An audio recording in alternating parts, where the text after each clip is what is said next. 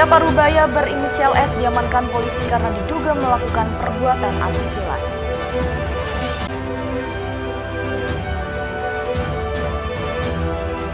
Puluhan personil disiagakan untuk amankan gudang logistik pemilu.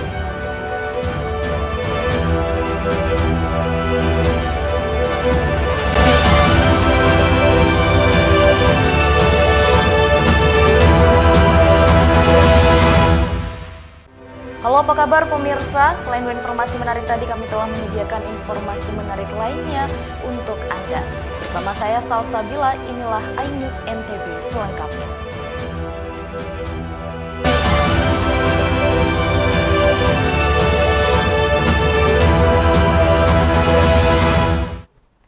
Pria Parubaya berinisial S di Sumbawa Barat diamankan polisi karena diduga melakukan perbuatan asusila terhadap anak di bawah umur.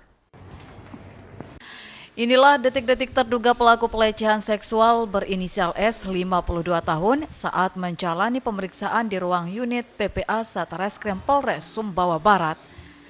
Terduga pelaku S diamankan polisi karena diduga melakukan perbuatan asusila terhadap anak di bawah umur. Dalam melancarkan aksi bejatnya, terduga pelaku mengajak korban pergi memperbaiki truk yang rusak ke wilayah Kecamatan Brangrea, Kabupaten Sumbawa Barat. Di tengah perjalanan, terduga pelaku mulai melakukan perbuatan asusila kepada korban. Karena korban sempat melawan, terduga pelaku mengancam korban jika tidak menuruti kemauannya.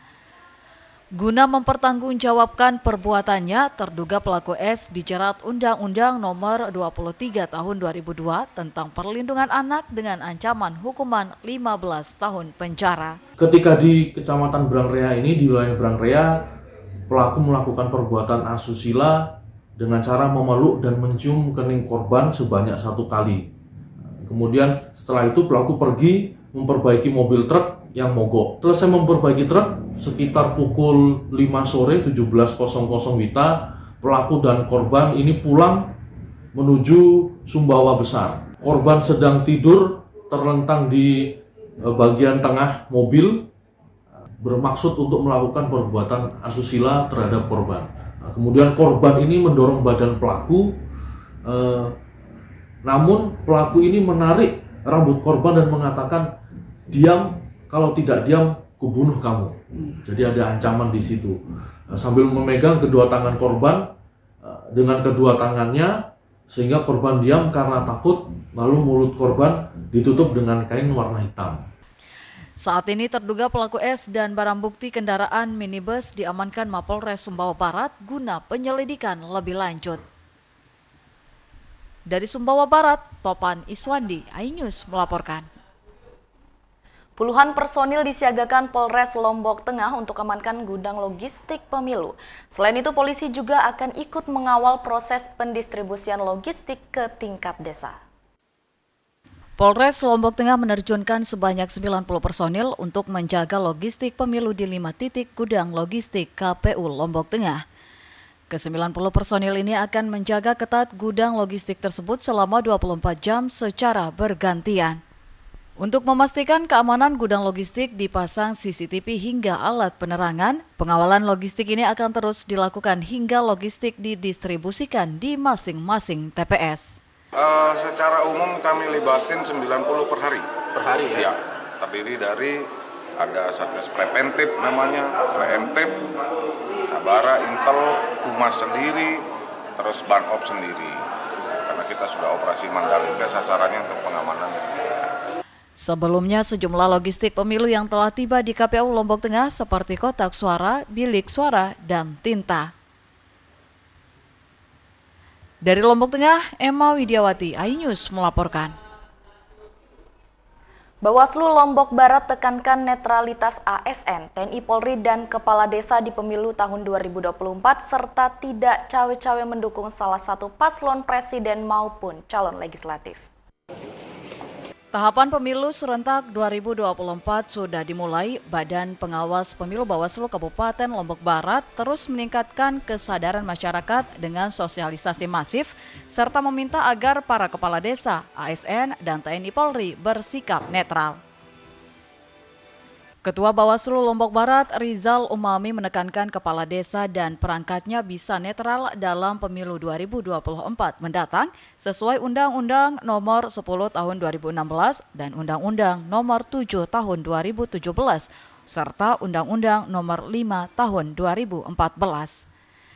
Selain itu juga diatur dalam Peraturan Pemerintah Nomor 42 Tahun 2004 serta Peraturan Bawaslu Nomor 21 Tahun 2018 tentang pengawasan penyelenggaraan pemilihan umum. Sesuai ketentuan Pasal 71 Undang-Undang Nomor 10 Tahun 2010, pejabat ASN, anggota TNI, Polri, dan Kades dilarang membuat keputusan atau tindakan yang menguntungkan salah satu calon. Selain itu, bagi ASN atau unsur keamanan dan Kades yang sengaja melanggar ketentuan tersebut akan dipidana dengan sanksi penjara. Kalau misalnya kita nilai setelah diklarifikasi tersebut ada unsur memang dia berpihak kepada salah satu calon atau caleg, maka itu kita sampaikan kepada rekomendasi kepada KASN untuk dilakukan penilaian. Di KASN itu dilakukan penilaian apakah si ASN tersebut bersalah atau tidak. Bawaslu mendorong agar seluruh kepala desa di Kabupaten Lombok Barat bisa menyerukan kepada Asosiasi Kepala Desa Lombok Barat agar menginstruksikan kepada seluruh kades dan perangkat desa untuk menjaga netralitas dalam pemilu. Dari Lombok Barat, Muzakir, iNews melaporkan. Pemirsa, informasi menarik lainnya akan kami sajikan setelah jeda pariwara berikut. Tetaplah bersama kami di iNews NTB.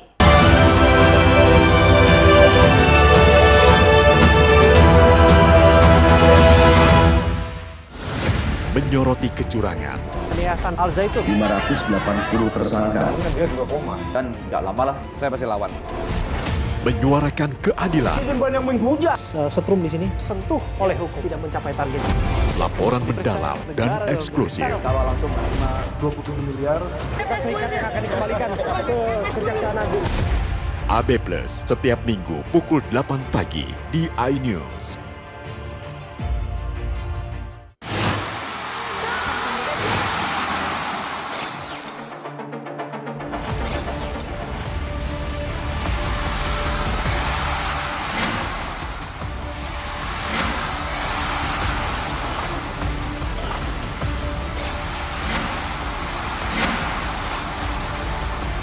BWF ASEAN Tour 2023 live iNews, New Home of Badminton. Mengupas makna dan tafsir Al-Quran bersama ulama terkemuka tanah air. Kaumum min kaum khairun minal yadis suflah. Nggak bakal bisa dibayar oleh dunia dan seisinya. Jelas, lugas untuk kehidupan sehari-hari. Di antara yang merusak hati adalah buruk sangka. Wa aqimus shalah wa atuz zakah. Itu pun sejajar dengan jihad fisabilillah. Cahaya Hati Indonesia, Sabtu dan Minggu pukul 12 siang di iNews. Selamat datang di iNews Today. Lengkapi pagi Anda dengan update informasi terkini. Saling dorong antara petugas kepolisian dan penghuni rumah. Mobil sport mewah menabrak 5 kendaraan. Boleh nggak sih dikasih senjata? Nggak boleh. Saya punya di bawah supervisor sebenarnya. Serangan brutal Israel dengan dalih. Syahrul Yassin Limpo dibalik di Merah Putih KPK pada Kamis malam. iNews Today setiap Senin sampai Jumat pukul 10 pagi di iNews.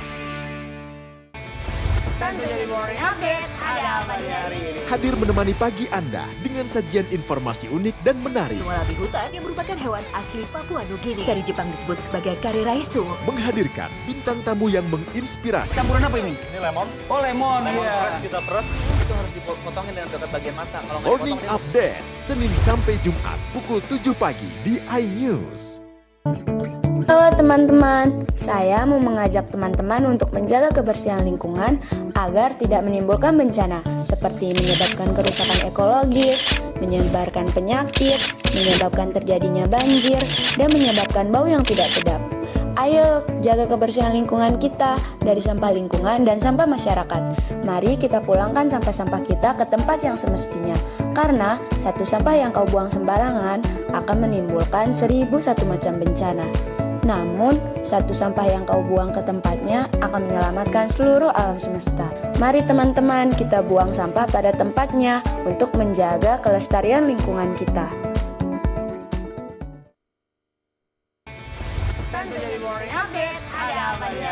Hadir menemani pagi Anda dengan sajian informasi unik dan menarik. Wallaby hutan yang merupakan hewan asli Papua Nugini. Dari Jepang disebut sebagai kariraisu. Menghadirkan bintang tamu yang menginspirasi. Campuran apa ini? Ini lemon. Oh lemon, iya. Kita peras, itu harus dipotongin dengan dekat bagian mata. Kalau Morning Update, Senin sampai Jumat pukul 7 pagi di iNews. Mengupas makna dan tafsir Al-Quran bersama ulama terkemuka tanah air. Kaumum min kaum khairun minal yadis suflah. Nggak bakal bisa dibayar oleh dunia dan seisinya. Jelas, lugas untuk kehidupan sehari-hari. Di antara yang merusak hati adalah buruk sangka. Wa aqimus shalah wa atuz zakah. Itu pun sejajar dengan jihad fisabilillah. Cahaya Hati Indonesia, Sabtu dan Minggu pukul 12 siang di iNews. Hai, namaku Grini. Grini mau ajak teman-teman untuk menjaga bumi kita tercinta dari kerusakan.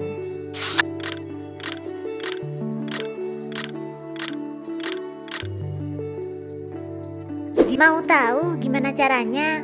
Yuk, hemat energi teman-teman.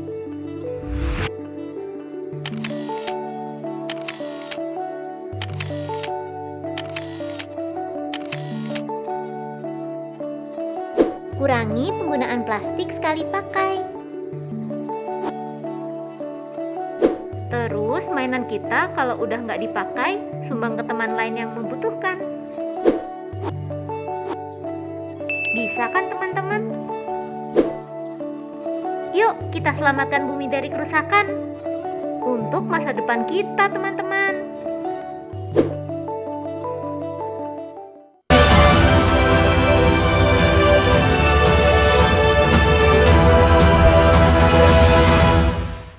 Terima kasih pemirsa, masih bersama kami di iNews NTB. Penyelenggara pemilu Polri bersama partai politik deklarasikan pemilu damai Capres-Cawapres 2024. Kegiatan ini bertujuan untuk mewujudkan Kamtibmas yang aman dan kondusif. Penyelenggara pengawas Polri bersama partai politik peserta pemilu 2024 deklarasikan pemilu damai Capres dan Cawapres 2024.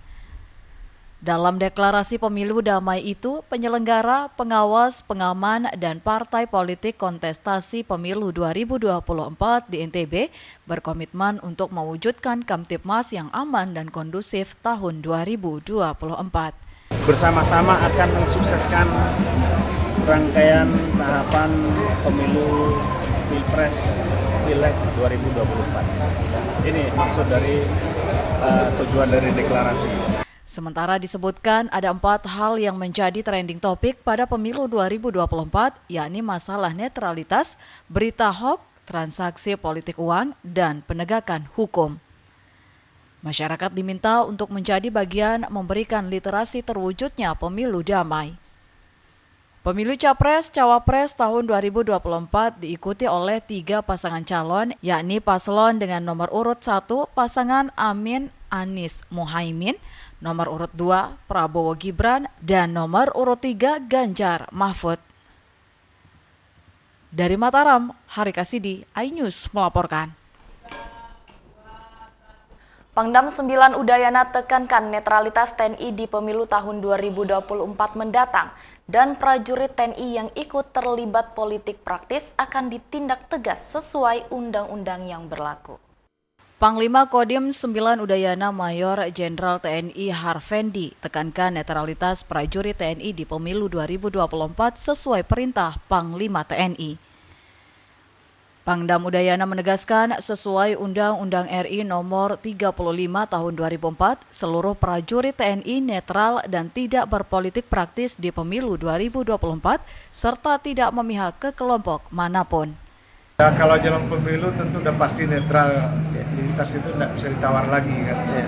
Mungkin kalau dilihat di jalan di mana tuh udah banyak banner, Panglima TNI menyampaikan netralitas, Kasat juga menyampaikan netralitas. Ya kita ke bawah udah pastilah. Kita tidak memihak kepada siapapun.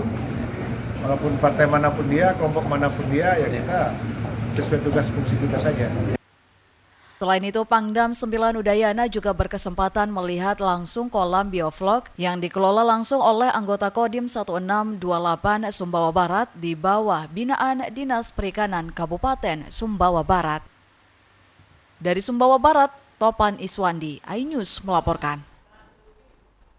Dinas Pertanian dan Peternakan Lombok Tengah akan berikan bantuan benih jagung dan padi kepada petani. Upaya ini dilakukan pemerintah untuk tekankan kerugian para petani akibat gagal panen. Dinas Pertanian dan Peternakan Lombok Tengah akan memberikan bantuan benih ke petani di sejumlah kecamatan. Bantuan yang akan diberikan berupa benih jagung dan benih padi.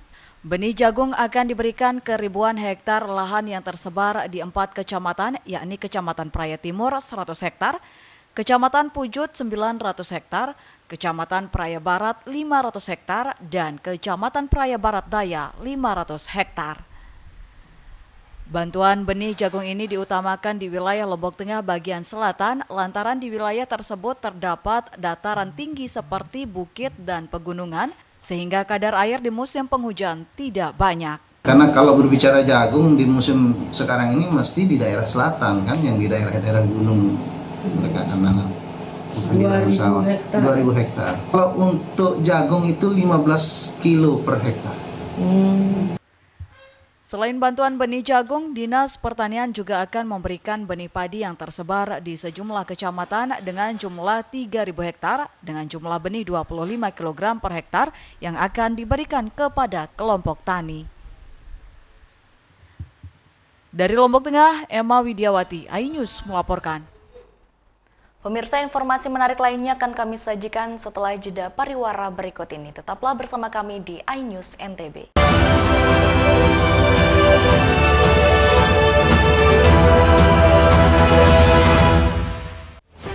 Tahapan Pemilu 2024.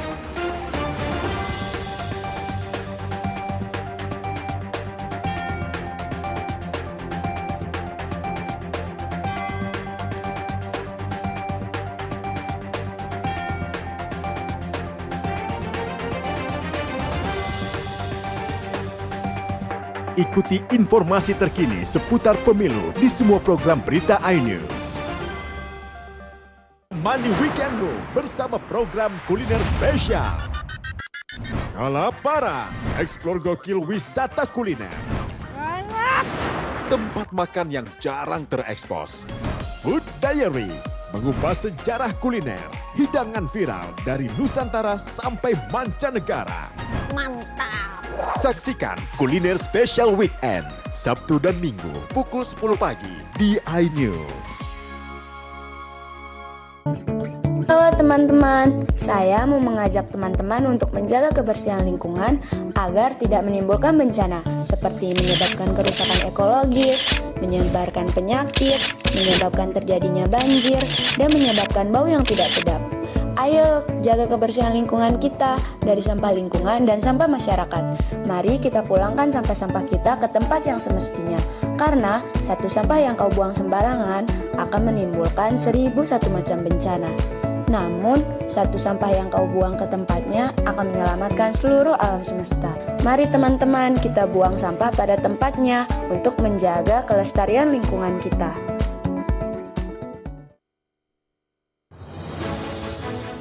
Update informasi terlengkap menuju prime time berkualitas bersama iNews. Selamat sore pemirsa. Ditindas oleh mobil tersangka. Memanggil mentan untuk dimintai. Coba memadamkan api. iNews sore setiap hari. Sore pemirsa, kita berjumpa di iNewsroom. Warga Palestina jadikan panggung orasi. Umur capres dan cawapres. Yang paling janggal dan sangat. iNewsroom setiap Senin sampai Jumat. Kita di iNews Prime. Masa dari komunitas menjaga Dikyang. Akan bahwa secara normal penduduk berada di Bandung, Jawa Barat. Memiliki komunitas.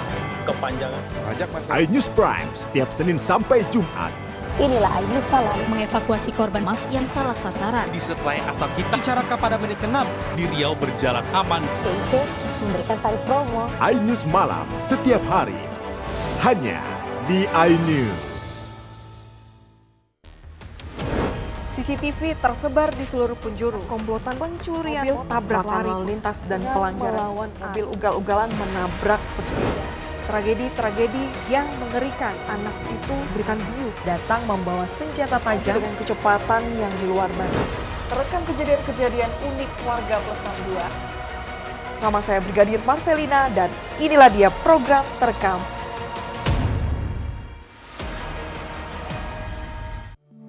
Hai, namaku Grini. Grini mau ajak teman-teman untuk menjaga bumi kita tercinta dari kerusakan.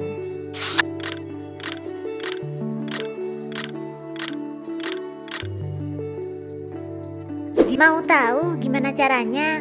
Yuk, hemat energi teman-teman.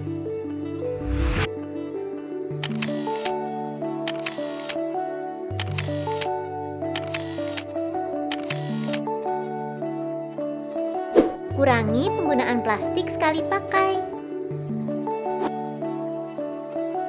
Terus mainan kita kalau udah nggak dipakai, sumbang ke teman lain yang membutuhkan. Bisa kan teman-teman? Yuk kita selamatkan bumi dari kerusakan untuk masa depan kita teman-teman.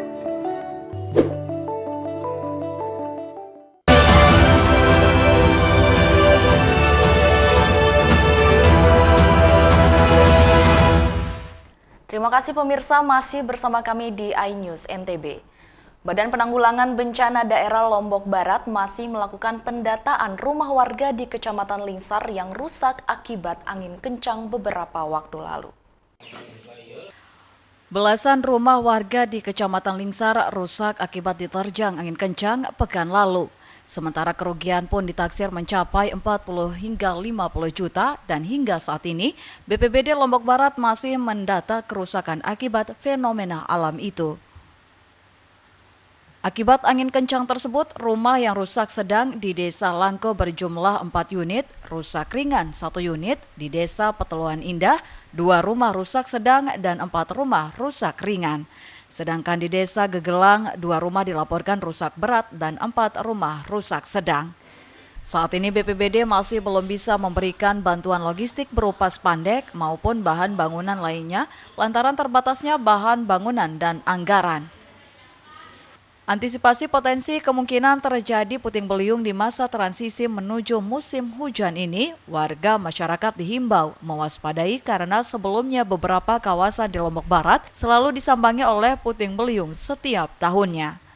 Nanti atap rumahnya yang diterbangkan mungkin ya bisa kami kasih spandek atau mungkin perlu beberapa batang kayu itu yang kita coba supply kepada mereka gitu. Stimulan ya modelnya. Stimulan modelnya nanti. Nanti kita anggap bahwa bantuan ini bukan lantas ini kita selesaikan semua apa yang diambil. Ini sebagai bentuk pemancing saja kepada masyarakat kita kan, sebagai wujud kepedulian pemerintah terhadap penderitaan masyarakat kita. Berapa yang masuk kategori berapa? Sementara ini memang dari laporannya Pak Kepala Desa Gegelang sekitar 11 rumah yang dilaporkan ke kami.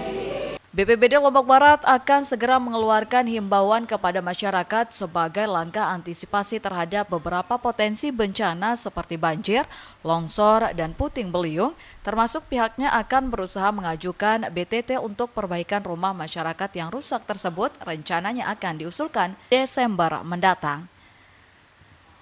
Dari Lombok Barat, Muzakir, iNews melaporkan. Pemirsa, warga di pesisir pantai Cemara, Lembar, Kabupaten Lombok Barat, budidaya madu lebah trigona. Rasa madu yang dihasilkan pun dari peternakan ini berbeda dengan madu biasanya.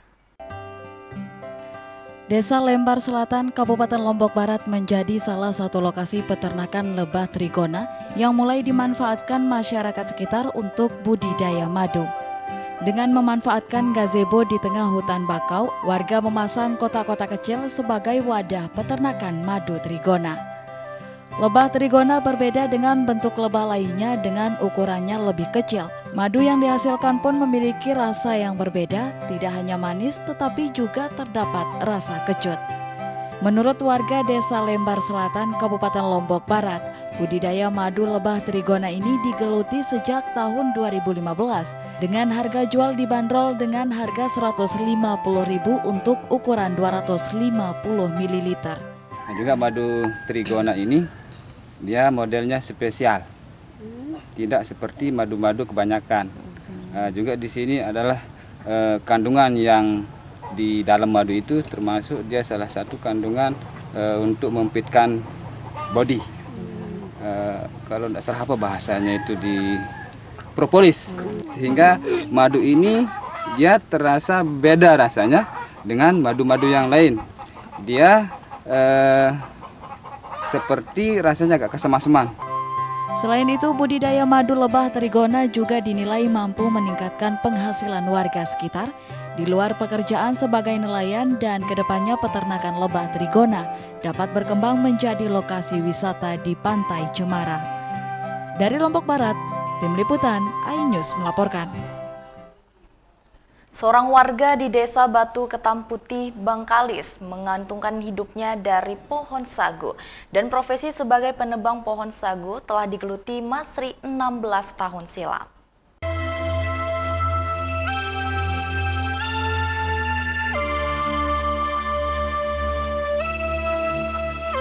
Indonesia merupakan negara penghasil sagu terbesar di dunia. 60% bahan pangan produk sagu berasal dari Nusantara. Papua dan Maluku adalah dua provinsi penghasil sagu terbesar di Indonesia Timur. Sementara di wilayah barat, Riau menjadi provinsi penghasil sagu terbesar. Sedangkan Bengkalis merupakan salah satu kabupaten penghasil sagu berkualitas premium di Riau. Kebun sagu menjadi lahan pertanian yang terluas di Bengkalis, yakni sekitar 17.700 hektar.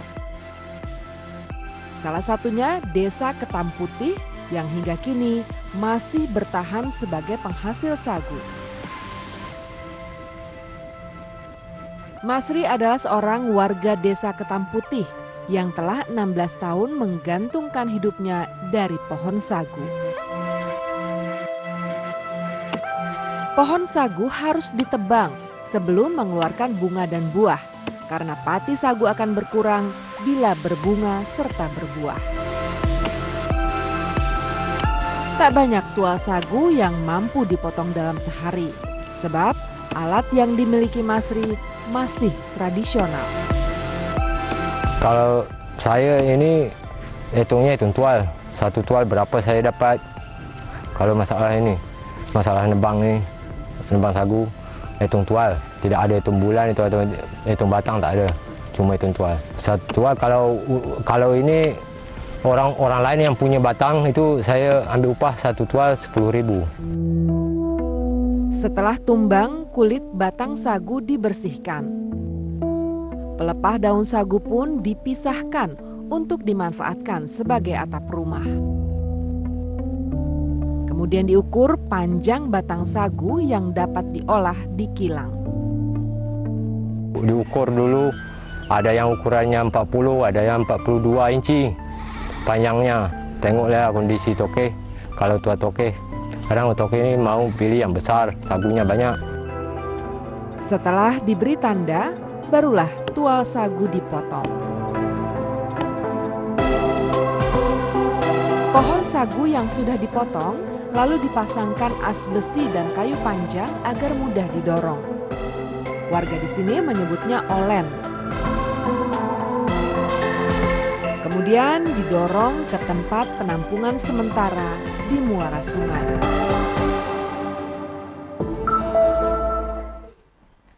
Pemirsa, informasi tadi sekaligus menutup perjumpaan kita pada hari ini. Terima kasih telah menyaksikan iNews NTB. Saya Salsabila pamit undur diri, terima kasih dan sampai jumpa.